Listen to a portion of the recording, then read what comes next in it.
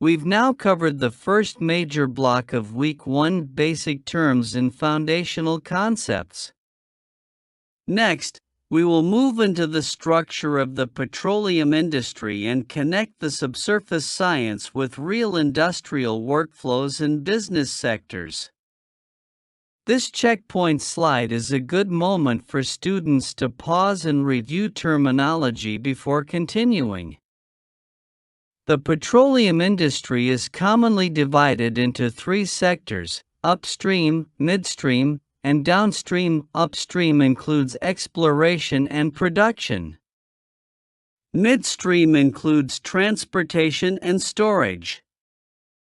Downstream includes refining, processing, and product distribution to consumers. This classification is useful because different engineering roles, risks, and business models appear in each sector.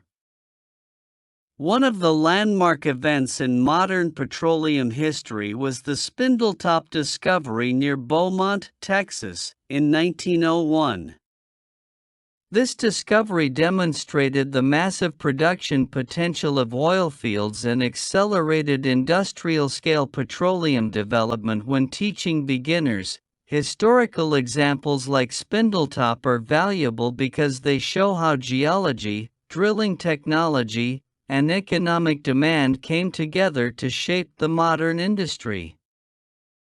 The impact of Spindletop was much larger than one field. It changed public and industrial perceptions of oil's potential, launched the Texas oil boom, and contributed to the rise of major oil companies. In other words, Spindletop was not just a technical success, it was a turning point in the global energy economy. History matters in petroleum engineering because many current industrial systems and institutions were built from these early developments. This slide helps you connect history with geology. The underground structure of Spindletop is associated with a salt dome, which created structural traps for hydrocarbons. Salt movement deforms surrounding rock layers and can form excellent trapping geometries.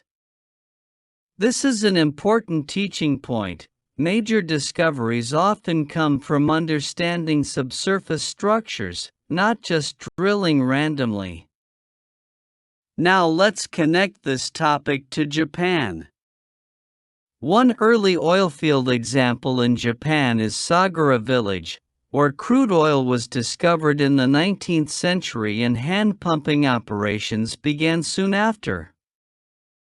This example is useful for students in Japan because it localizes petroleum history and shows that petroleum development is not only a story of the United States or the Middle East. It also reminds us that petroleum production methods evolved from simple manual systems to today's highly engineered operations. The petroleum industry is increasingly digital.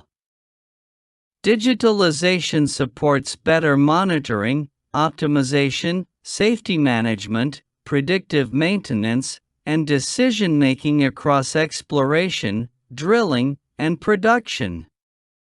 The industry also faces workforce transition challenges, and digital tools can help preserve expertise and improve operational efficiency. For my students, this is a major career message. Modern petroleum engineering requires not only domain knowledge, but also data skills, software literacy, and systems thinking.